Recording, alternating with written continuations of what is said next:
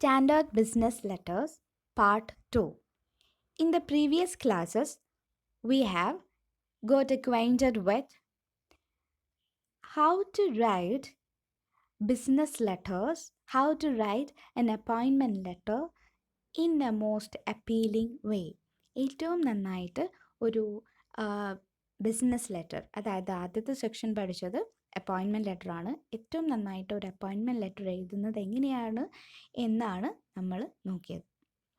കാരണം സെയിൽസിനോളം തന്നെ ഇമ്പോർട്ടൻ്റ് ആണ് ഒരു ഉദ്യോഗാർത്ഥിയെ അല്ലെങ്കിൽ ഒരു ഒരു ഒരു അവിടെ ഉദ്യോഗത്തിനായിട്ട് ജോലിക്കായിട്ട് ഒരാളെ എടുക്കുക എന്നുള്ളത് ഇമ്പോർട്ടൻ്റ് ആണ്. കാരണം അയാളും കൂടിയിട്ടാണ് പിന്നീട് അങ്ങോട്ടുള്ള ആ സ്ഥാപനത്തിൻ്റെ ഉയർച്ചയ്ക്കുള്ള ഒരു ഒരു ഒരു വളരെ പ്രധാനപ്പെട്ടത് അല്ലെങ്കിൽ ഒരു ഇമ്പോർട്ടൻ്റ് ആയിട്ടുള്ള ഒരു പങ്ക് വഹിക്കുന്ന ഒരു വ്യക്തിയാണ് അയാളും.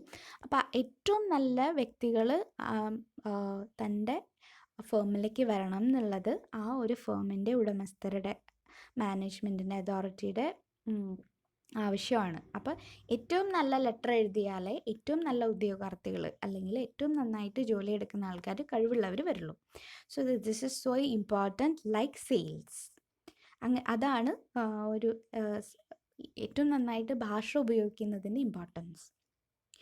And we have also compared two types of appointment letters, and now we know how to write an appointment letter in a most appealing way. ഏറ്റവും നന്നായിട്ട് ഒരു അപ്പോയിൻമെൻറ്റ് ലെറ്റർ എഴുതുന്നത് എങ്ങനെയാണ് എന്ന് നമുക്കിപ്പോൾ അറിയാം. നിങ്ങൾ 1-2 പ്രാക്ടീസ് എക്സസൈസുകളൊക്കെ ചെയ്ത് നോക്കുക തന്നെ സ്വന്തമായിട്ട്.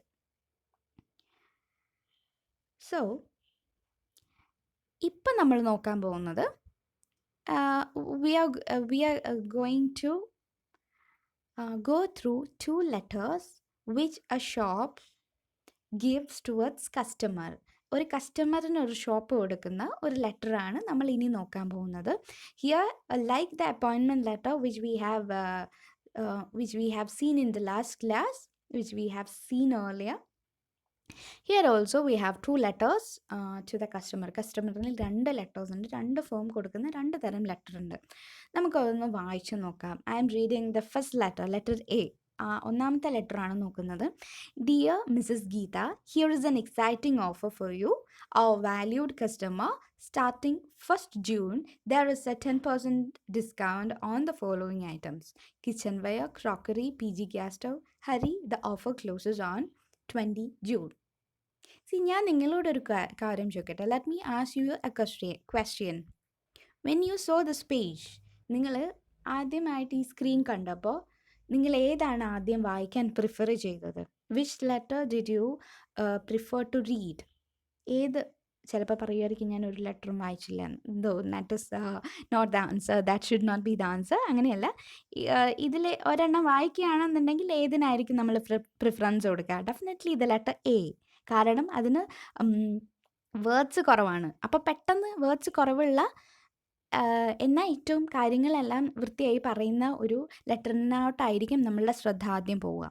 ഓക്കെ, നമ്മളുടെ വീട്ടിൽ ന്യൂസ് പേപ്പറിൻ്റെ കൂടെയൊക്കെ വരുന്ന ബ്രോഷേഴ്സൊക്കെ നിങ്ങൾ ശ്രദ്ധിച്ചിട്ടുണ്ടെങ്കിൽ അത് മനസ്സിലാവും. And what is saying in the second letter? Dear Mrs. Geeta, we announce a 10% special discount offer for the month of June on all orders for the following items: kitchenware, crockery, PG gas stove.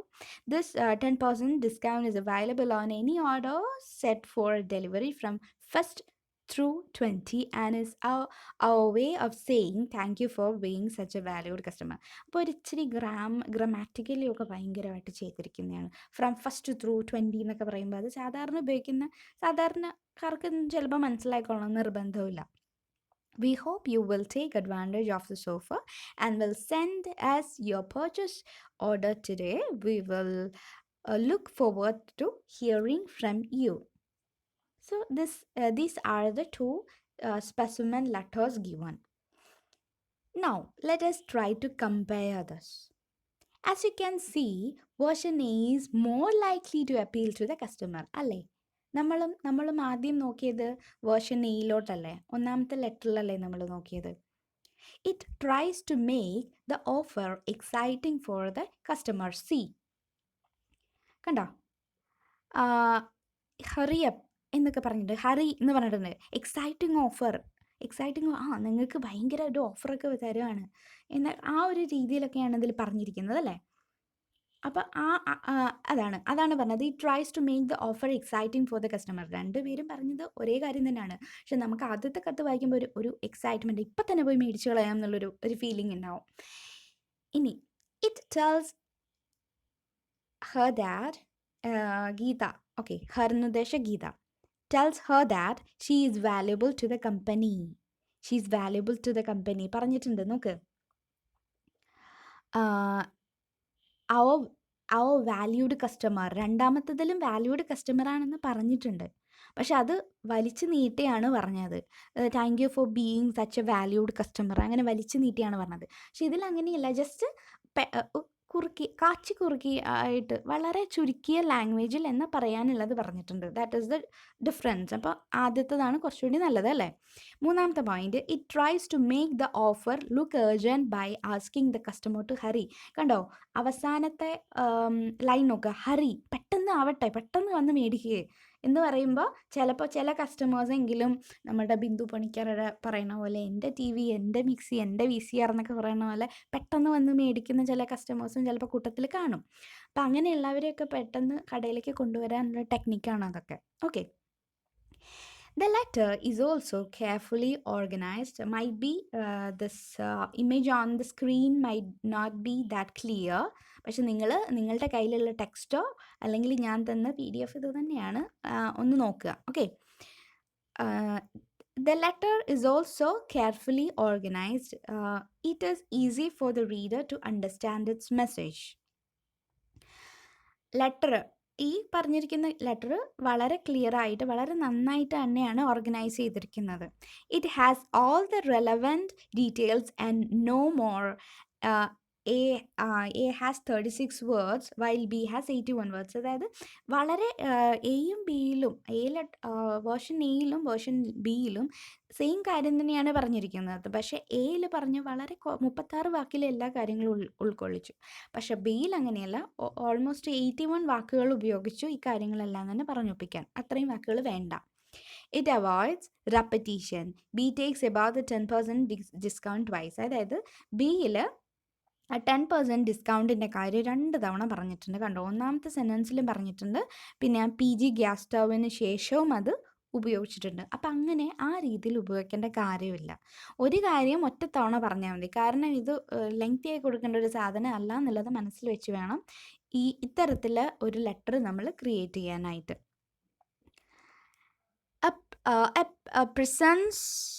presents the 3 main ideas in a crisp manner. അതായത് എയിൽ sentences വളരെ ചെറിയ സെൻറ്റൻസുകളാണ്. അത് മാത്രമല്ല ക്രിസ്പായിട്ട് എല്ലാ കാര്യങ്ങളും നല്ല കൃത്യമായിട്ട് ക്ലിയർ ആയിട്ട് 3 ഇമ്പോർട്ടൻ്റ് ആയിട്ടുള്ള കാര്യങ്ങളാണ് അതിലുള്ളത്. അത് 3 ക്ലിയർ ആയിട്ട് ചുരുങ്ങിയ സെൻറ്റൻസുകളിൽ പറഞ്ഞിട്ടുണ്ട്. നോക്ക്, 10% ഡിസ്കൗണ്ട് ഉണ്ട്. ഐറ്റംസിൻ്റെ പേര്, രണ്ടാമത്തെ പോയിന്റ് ഐറ്റംസിൻ്റെ പേര് അത് കൊടുത്തിട്ടുണ്ട്. മൂന്നാമത്തത് ഓഫർ ഇതുവരെയാണ്, 3ഉം കൊടുത്തിട്ടുണ്ട്.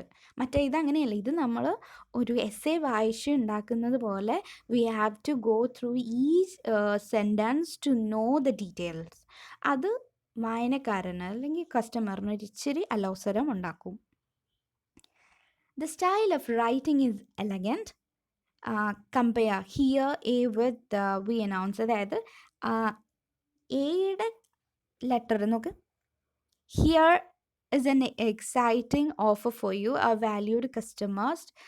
അതുപോലെ ഒരു അങ്ങനെ ഒരു കണ്ടോ, ഇത് ഇവിടെ ഇങ്ങനെ ഒരു ലെറ്റർ, ഒരു ഓഫർ ഉണ്ട് എന്നുള്ള ആ ഒരു രീതിയിലാണ് പറഞ്ഞത്. മറ്റത് അങ്ങനെയല്ല, ഒരു അനൗൺസ്മെൻറ്റ് നടത്തുന്നത്. C here is an exciting offer എന്ന് വെച്ചിട്ടാണ് തുടങ്ങിയിരിക്കുന്നത്. അങ്ങനെയല്ല, വി അനൗൺസ് എന്ന് പറഞ്ഞിട്ടാണ് തുടങ്ങുന്നത്. അപ്പോൾ എന്ന് പറയുമ്പോൾ കുറച്ചൊരു എലഗൻ്റാണ്, കുറച്ചൊരു ഇൻഫോർമലായിട്ട് എന്ന ഫോർമലായ രീതിയിൽ പറഞ്ഞിരിക്കുകയാണ് വേർഷൻ നമ്പർ എയിൽ. അപ്പോൾ അതാണ് കുറച്ചും കൂടി നല്ലത്. അപ്പോൾ ശ്രദ്ധിക്കുക, നമ്മൾ ഒരു അപ്പോയിൻമെൻറ്റ് ലെറ്റർ എഴുതുമ്പോൾ അപ്പോയിൻമെൻറ്റ് ലെറ്ററിൽ നല്ല വേർഡ്സുകൾ, നമ്മൾ അപ്പോയിൻമെൻറ്റ് ലെറ്ററിൽ പറഞ്ഞിരിക്കുന്നത് പോലെ കുറച്ച് നമ്മൾ കുറച്ചും കൂടി നിങ്ങൾ ഞങ്ങളുടെ വളരെ അടുത്ത ആളാണ് എന്ന് പറയുന്ന രീതിയിൽ വേണം, ആ രീതിയിൽ കുറച്ച് അപ്പീലിംഗ് ആയിട്ട് വേണം, നന്നായിട്ട് വേണം ലാംഗ്വേജ് യൂസ് ചെയ്യാൻ.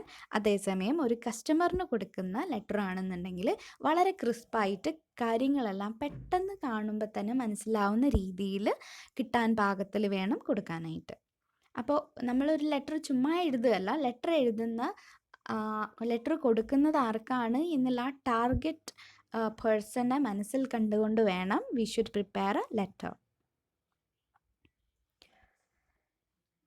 In short, the message of version A is easy to understand and accept.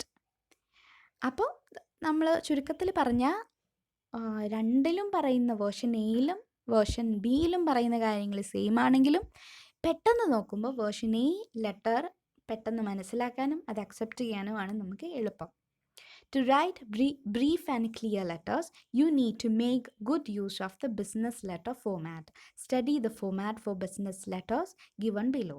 അപ്പോൾ we have to know what is the format of business letters. Business ലെറ്ററിൻ്റെ ഫോമാറ്റ് എന്താണെന്ന് നമ്മൾ അറിഞ്ഞിരിക്കേണ്ടത് വളരെ അത്യാവശ്യമാണ്. ഞാൻ എക്സാം പോയിൻ്റ് ഓഫ് വ്യൂവിൽ മാത്രമല്ല പറയുന്നത്, I see a business person in each of your personalities or eyes കാണാൻ പറ്റില്ല, but still in my imaginary eyes of you, all of you guys, എല്ലാവരിലും ഒരു ബിസിനസ് മേഖലയിൽ പ്രവർത്തിക്കേണ്ട ആൾക്കാരാണ് നിങ്ങൾ. ഓക്കെ, അതിനാണ് നിങ്ങൾ കൊമേഴ്സ് എടുത്തിരിക്കുന്നത്, അല്ലെങ്കിൽ നിങ്ങൾക്ക് മറ്റേതെങ്കിലും വിഷയം സെലക്ട് ചെയ്താൽ മതിയായിരുന്നു. അതുകൊണ്ട് തന്നെ നിങ്ങളൊരു ബിസിനസ് സ്ഥാപനത്തിൽ ജോലി ചെയ്യുമ്പോൾ ഡെഫിനറ്റ്ലി ഇത്തരത്തിലുള്ള ലെറ്റേഴ്സ് എഴുതാൻ നിങ്ങൾക്ക് അത്യന്താപേക്ഷിതമായിരിക്കും. It will be inevitable for you guys to write a business letter. For that you will have to know what is the format of a business letter. അപ്പോൾ ബിസിനസ് ലെറ്ററിൻ്റെ format അറിഞ്ഞിരിക്കേണ്ടത് വളരെ അത്യന്താപേക്ഷിതമാണ്. It's very inevitable for you guys. അപ്പോൾ എന്താണ് business ലെറ്ററിൻ്റെ format എന്ന് നോക്കാം. ഫസ്റ്റ് ബ്ലോക്ക് ഫോമാറ്റാണ് നമ്മളിവിടെ പറയുന്നത്. ബ്ലോക്ക് ഫോമാറ്റിൽ ആദ്യം ഇംഗ്ലീഷ് സൊല്യൂഷൻസ് ലിമിറ്റഡ് തൃശ്ശൂർ. അപ്പോൾ ആദ്യം ഫേമിൻ്റെ പേര്, അതാണ് ഹെഡിങ്. ഒരു ഹെഡിങ് വേണം. രണ്ടാമത്തെ ഹെഡിങ് എന്താണ്? ഡേറ്റ് ആണ് കൊടുക്കേണ്ടത്. ഡേറ്റ് ഒന്നെങ്കിൽ 27 April 2019 ആ ഒരു ഫോമാറ്റ്, അതായത് day month date, day month year ആ രീതിയിൽ കൊടുക്കാം. അല്ല എന്നുണ്ടെങ്കിൽ മന്ത് ഡേ കോമ ഇയർ എന്നും കൊടുക്കാം. അപ്പോൾ തോന്നും പോലെ നമുക്ക് കൊടുക്കാൻ പറ്റില്ല. ഒന്നെങ്കിൽ ഡേ മന്ത് ഇയർ എന്ന് കൊടുക്കാം. ഇത് ഫോളോ ചെയ്യുന്നതായിരിക്കും നല്ലത്. ഇൻ കേസ് നിങ്ങൾ ആദ്യം മന്ത് എഴുതി പോയെങ്കിൽ മന്ത് ഡേ കഴിഞ്ഞിട്ടൊരു കോമ ഇട്ടിട്ട് ഇയർ കൊടുക്കാം. രണ്ടാമത്തത് അഡ്രസ്. ഫ്രം എവിടെ നിന്നാന്ന് പിന്നീട് എഴുതേണ്ട കാര്യമില്ല, കാരണം ഫ്രം എന്നുള്ളത് ആദ്യത്തെ ഹെഡിങ് നമ്പർ 1 നമ്മൾ ഫ്രം ആണ് കൊടുക്കുന്നത്. കണ്ടോ, ഇംഗ്ലീഷ് സൊല്യൂഷൻസ് ലിമിറ്റഡ് തൃശ്ശൂർ എന്നുള്ളത് ഫ്രം അഡ്രസ്സാണ്. അപ്പോൾ പിന്നീട് ഒരു ഫ്രം എഴുതേണ്ട കാര്യമില്ല. അപ്പോൾ നമ്മൾ ഇനി ടു അഡ്രസ്സാണ് എഴുതുന്നത്. അപ്പോൾ ടു ആർക്കാണെന്നുള്ളത് എഴുതുക. അത് കഴിഞ്ഞിട്ട് സല്യൂട്ടേഷൻ, ഡിയർ മിസ്റ്റർ ഇന്നാൾ. Your request for business English letter format, അതായത് സബ്ജക്റ്റാണത്. സബ്ജക്റ്റ് അല്ലെങ്കിൽ റെഫറൻസ് ലൈൻ. സബ്ജക്റ്റ് എന്ന് നിങ്ങൾ SUB എന്ന് എഴുതി ഒരു കോളൻ മീൻസ് ഒരു കുത്തിൻ്റെ ഇടയിൽ കുത്തിടുന്നതിനാണ് കോളൻ എന്ന് പറയുക. അറിയാം, I know that my kids are brilliant, but ആർക്കെങ്കിലും അറിഞ്ഞുകൂടെങ്കിൽ പറയുകയാണ്. കോളൻ മീൻസ് ഒരു കുത്തിൻ്റെ ഇടയിൽ കുത്തിടുന്നതിനാണ് നമ്മൾ കോളൻ എന്ന് പറയുക. സോ സബ്ജക്റ്റ് എന്ന് എഴുതിയിട്ട് ഒരു കാര്യം പ്രത്യേകം ശ്രദ്ധിക്കണം. സബ്ജക്റ്റ് ഒരിക്കലും ഒരു പാരഗ്രാഫ് എഴുതി വെക്കരുത്, 2 സെൻറ്റൻസ് ഒന്നും എഴുതി വെക്കരുത്. It should B 1 line. ഒരൊറ്റ ലൈനേ പാടുള്ളൂ, ഒരൊറ്റ സെൻറ്റൻസ്. ആ സെൻറ്റൻസ് തന്നെ 2 ലൈനിൽ കൊള്ളുന്ന തരത്തിൽ സെൻറ്റൻസ് എഴുതരുത്, ഒറ്റ ലൈനിൽ കൊള്ളുന്ന തരത്തിൽ മാത്രമേ സെൻറ്റൻസ് എഴുതാവുള്ളൂ. അപ്പോൾ നിങ്ങൾ അറിയാതെ സെൻറ്റൻസ് വലുതേ നിങ്ങൾക്ക് വന്നുള്ളൂ എങ്കിൽ ഒറ്റ ലൈനിൽ കുത്തിക്കൊള്ളിക്കാൻ വിധം വേർഡ്സിനൊന്നും ഗ്യാപ്പില്ലാതെ ഇങ്ങനെ എഴുതി വെക്കരുത്. വളരെ ചുരുക്കിയ വാക്കുകളിൽ ആ സബ്ജക്റ്റ് വായിച്ചിട്ടാണ് റിസീവർ ഈ ലെറ്റർ ഞാൻ വായിക്കേണ്ട അത്യാവശ്യം ഉണ്ടോ എന്നൊക്കെ നോക്കുക. സോർട്ട് ചെയ്യുക ഈ സബ്ജക്റ്റ് വായിച്ചിട്ടായിരിക്കും. അതുകൊണ്ട് it should B precise and clear. Okay, precise ആയിരിക്കണം, ഷോർട്ടായിരിക്കണം, ക്ലിയർ ആയിരിക്കണം. അടുത്തത് ബോഡി ഓഫ് ദ ലെറ്റർ. അടിയിൽ ലെഫ്റ്റ് സൈഡാണ്, ഞാൻ 2 പേജിൽ നിന്ന് എടുത്തിട്ടുകൊണ്ടാണ് ഇത്തിരി ഇൻഡൻ്റ് ലെഫ്റ്റിലോട്ടായി മാറിയിരിക്കുന്നത്. സെയിം ഒരേ അതായത് നമ്മളുടെ ലെഫ്റ്റ് മാർജിനിൽ തന്നെ വരണം കേട്ടോ, സിൻസിയർലി. അതാണ് കോംപ്ലിമെൻ്ററി ക്ലോസിങ് എന്നാണ് അതിന് പറയുന്നത്. അടുത്തത് സിഗ്നേച്ചർ കഴിഞ്ഞിട്ട് എൻക്ലോഷർ. നമ്മൾ എന്തൊക്കെ അതിൻ്റെ കൂടെ വെച്ചിട്ടുണ്ട്. ഇപ്പം നമ്മൾ ഒരാൾക്ക് ഒരു ലെറ്റർ കൊടുക്കുമ്പോൾ ചിലപ്പോൾ നമ്മുടെ മറ്റെന്തെങ്കിലും 1-2 ഡോക്യുമെൻറ്റ്സിൻ്റെ കോപ്പി കൂടി അതിൻ്റെ കൂടെ വെച്ചിട്ടുണ്ടാവും. അപ്പോൾ നമ്മൾ ചിലപ്പോൾ അടിച്ച് പിന്നെ പോയിട്ടുണ്ടെങ്കിൽ ചിലപ്പോൾ ആ ഡോക്യുമെൻറ്റ്സ് എല്ലാം പോയിട്ടുണ്ടാവും. അപ്പോൾ നമ്മൾ ഈ ലെറ്റർ കാണുമ്പോൾ മനസ്സിലാവും ഇതിൻ്റെ കൂടെ ഇന്ന ഡോക്യുമെൻറ്റ്സ് വെച്ചിട്ടുണ്ടായിരുന്നു, അതെവിടെ നഷ്ടപ്പെട്ടു പോയതാണ്, we have to find it out എന്നുള്ളത് വായനക്കാർക്ക് മനസ്സിലാവും. അപ്പോൾ അതുകൊണ്ട് എൻക്ലോഷർ, ENCL എന്നിട്ടിട്ട് സെയിം കോളൻ ഇട്ടിട്ട് എന്താണ് എൻക്ലോഷർ എന്നുള്ളത്, അതായത് ഏതൊക്കെ ഡോക്യുമെൻറ്റ്സ് ആണ് നമ്മൾ അതിൻ്റെ കൂടെ വെച്ചിട്ടുള്ളതെന്ന് എഴുതുക. അടുത്തത് കോപ്പി ആർക്കൊക്കെ ഈ കോപ്പീസ് പോകും. മിസ്റ്റർ മോഹൻ, മിസ്റ്റർ മനു എന്നൊക്കെ പറഞ്ഞിട്ട് ആർക്കൊക്കെയാണ് പോകുന്നതെന്ന് വെച്ചാൽ അവരുടെ പേരും ഡെസിഗ്നേഷനും സെയിം ഫോമിലല്ലാന്നുണ്ടെങ്കിൽ ഏത് ഫോമിലാണെന്ന് വെച്ചാൽ ആ ഫോമിലുള്ള അഡ്രസ്സും കൂടി കൊടുക്കാം. സെയിം ഫോമിലാണെങ്കിൽ അഡ്രസ്സ് കൊടുക്കണ്ട, ഡെസിഗ്നേഷൻ മാത്രം വെച്ചാൽ മതി. ഓക്കെ, ഞാൻ ഒന്നുകൂടി പറയാം. ബ്ലോക്ക് ഫോമാറ്റാണ് നമ്മളിവിടെ ഡിസ്കസ് ചെയ്യുന്നത്. നമ്മളിവിടെ പറയുന്നത് ആദ്യം ഫ്രം അഡ്രസ്സ് നടുക്ക്, അതായത് ആ ഫോമിൻ്റെ പേര്, പിന്നെ ലെഫ്റ്റ് മാർജിനോട് കൂടി ആ ഒരു ലെഫ്റ്റ് ഇൻഡൻറ്റഡ് ആയിട്ട് കൊടുക്കണം.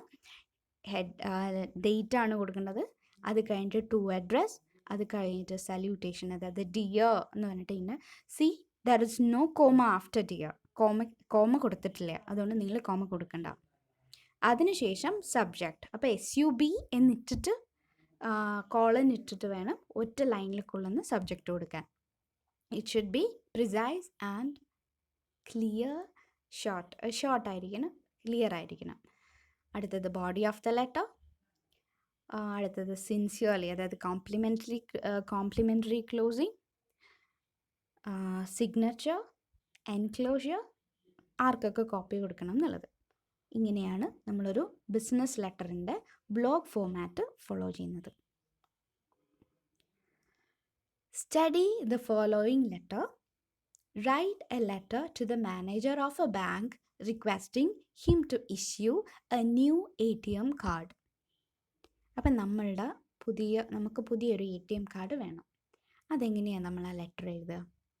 നിങ്ങളിൽ പലരും ചിലപ്പോൾ ഇതേ കാര്യം പല ബ്രാഞ്ചുകളിലും നിങ്ങൾ ATM കാർഡ് പോയപ്പോൾ ചിലപ്പോൾ എഴുതി കൊടുത്തിട്ടുണ്ടാവും, വാങ്ങിച്ചിട്ടുണ്ടാവും. നിങ്ങളുടെ പാരൻസിനോ ഗ്രാൻഡ് പാരൻസിനോ ആർക്കെങ്കിലുമൊക്കെ വേണ്ടിയിട്ട് ഇത് എഴുതി കൊടുത്തിട്ടുണ്ടാവും. നിങ്ങൾ ഇതേ ഫോമാറ്റാണോ ഫോളോ ചെയ്തിരിക്കുന്നത്?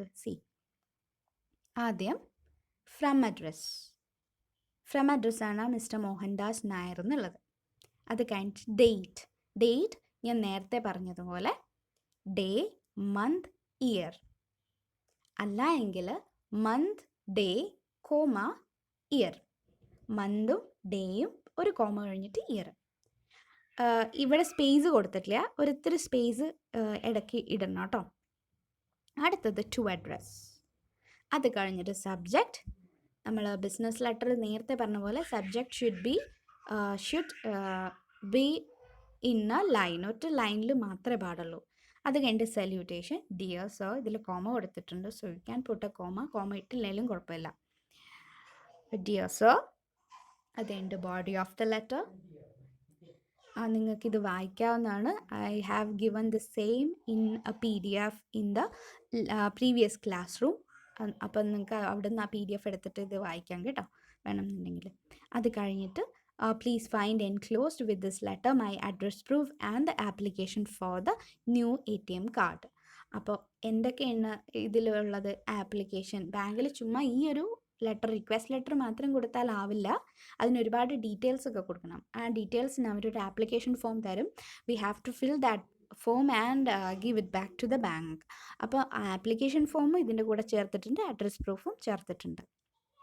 Thanking U. Yours faithfully. Signature കഴിഞ്ഞിട്ടാണ് പേര് വയ്ക്കേണ്ടത്. സിഗ്നേച്ചർ ഇതിൽ കൊടുത്തിട്ടില്ല. അപ്പോൾ സിഗ്നേച്ചർ കഴിഞ്ഞിട്ട് പേര്. This is the format. ഇതാണ് ഫോമാറ്റ്. അപ്പോൾ ബിസിനസ് ലെറ്ററിൻ്റെ ഫോമാറ്റ് ഇതാണ്. നോർമൽ ഒഫീഷ്യൽ ലെറ്ററിൻ്റെ ഫോമാറ്റ് ഇതാണ്. Study the following sentences from a few letters. Study the following sentences from a few letters. താഴെ കുറച്ച് സെൻറ്റൻസുകൾ കൊടുത്തിട്ടുണ്ട്. അത് മറ്റ് പല ലെറ്റേഴ്സിൽ നിന്നും എടുത്തിട്ടുള്ള ചില സെൻറ്റൻസ് ആണ്. The writers have carelessly communicated messages that are different from the ones they intended to convey. അപ്പോൾ അവർ എഴുതിയിരിക്കുന്ന ആൾക്കാർ ഉദ്ദേശിച്ച കാര്യമല്ല അവർ എഴുതിയിരിക്കുന്നത്. അവരുടെ ലാംഗ്വേജിന് എന്തോ ചെറിയ മിസ്റ്റേക്ക് ഉണ്ട്, അല്ലെങ്കിൽ ദേ ആർ കെയർലെസ്. അവർ കെയർലെസ് ആണ്. Make necessary changes to the sentences so that they communicate the messages the writers wanted to. ആ റൈറ്റർ എങ്ങനെയാണ് വേണ്ടത്, ശരിക്കും അവർ ഉദ്ദേശിച്ചത് എന്താണെന്ന് വെച്ചാൽ ആ രീതിയിൽ നിങ്ങൾ മാറ്റുക. അതാണ് ക്വസ്റ്റ്യൻ.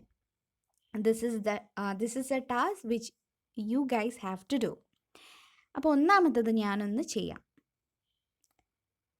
അതിൽ ചെയ്തിട്ടുണ്ടെന്ന് തോന്നുന്നു, നോക്കട്ടെ. This has reference to your advertisement calling for a typist and an accountant, male or female. As I am both for the past several years and I can handle both, I am applying for the post. As I am both for the past എന്നിവിടെ ഉദ്ദേശിക്കുമ്പോൾ, both എന്ന് വരുമ്പോൾ male or female എന്നിലേക്കാണ് പോവുക. തൊട്ട് മുമ്പ് ഉപയോഗിച്ച noun ഏതാണോ അതിലേക്കാണ് പോവുക. അപ്പോൾ ഇവിടെ ഒരു തെറ്റിദ്ധാരണ വരില്ലേ? അയാൾ ശരിക്കും ഉദ്ദേശിച്ചത് ടൈപ്പിസ്റ്റ് ആൻഡ് ആൻ അക്കൗണ്ടൻറ്റ്. ഞാൻ ഒരു ടൈപ്പിസ്റ്റും ആണ് അക്കൗണ്ടൻറ്റും ആണ്. എനിക്ക് കുറച്ച് വർഷങ്ങളായിട്ട് അതിൽ എക്സ്പീരിയൻസ് ഉണ്ട് എന്നാണ് ഉദ്ദേശിച്ചത്. നമുക്കത് കാണുമ്പോൾ മനസ്സിലാവും. We can correct it into, this has reference to your advertisement calling for a typist and an accountant, male or female. As I am a typist and an accountant for the past several years and I can handle both, I am applying for the post. അതായത് both എന്നുള്ളതിൻ്റെ സ്ഥാനത്ത് a typist and an accountant എന്ന് ചേർക്കണം. അങ്ങനെയാവുമ്പോൾ ഈ sentence correct ആവും. അടുത്ത 3 എണ്ണവും നിങ്ങൾ ചെയ്തിട്ട് നമ്മളുടെ ഈ ക്ലാസ്സിൻ്റെ കമൻറ്റ് ബോക്സിൽ ഈ ക്ലാസ് തീരുന്നതിന് മുമ്പ് ഇടുക.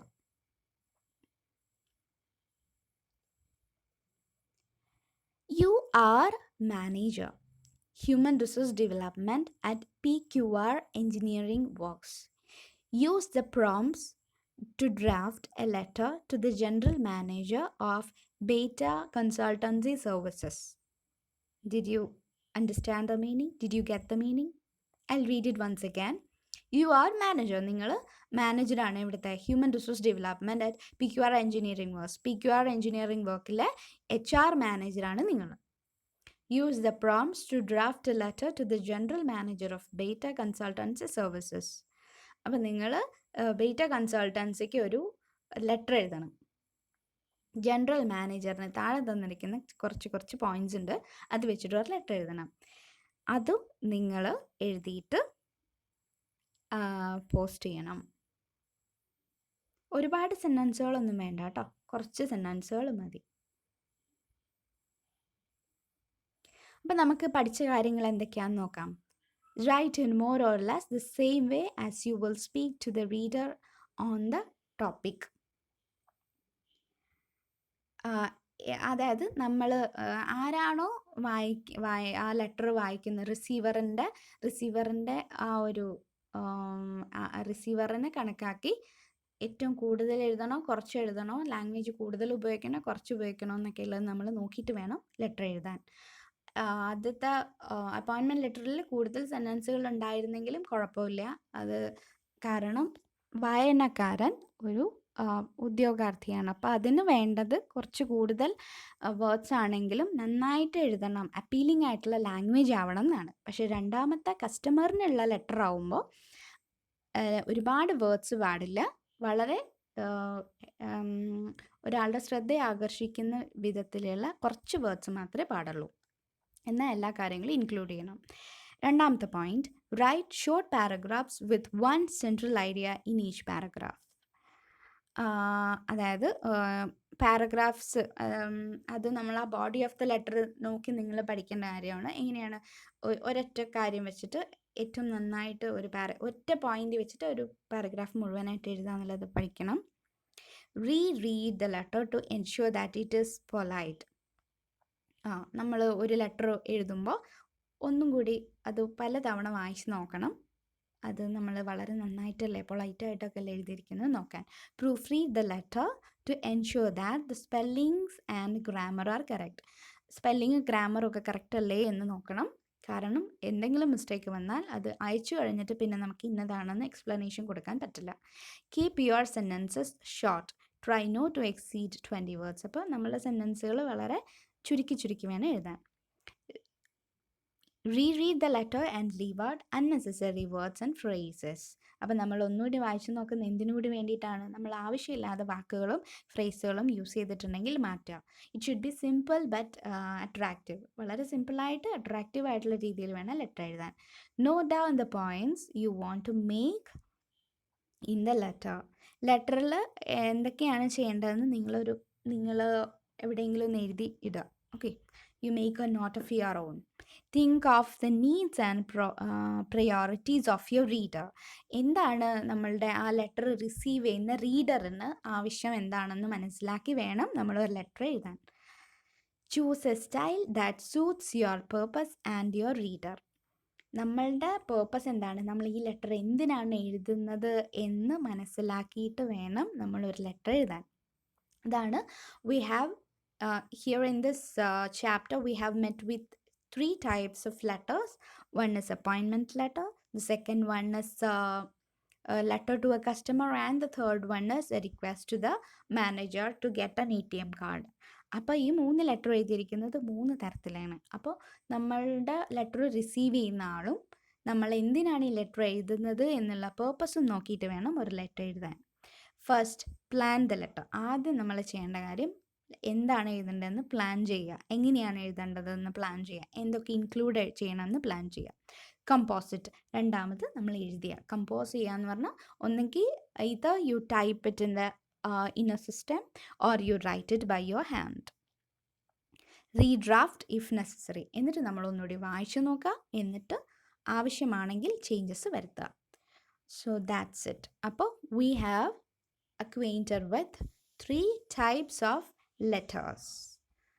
അപ്പോൾ ഏതൊക്കെയാണ് നമ്മൾ പഠിച്ചിട്ടുണ്ട്? നിങ്ങൾ ടെക്സ്റ്റിൽ പറഞ്ഞിരിക്കുന്ന വർക്കുകളെല്ലാം ഈ ക്ലാസ് തീരുന്നതിന് മുമ്പ് തന്നെ കമൻറ്റ് ബോക്സിൽ ഇടണം. Thank you.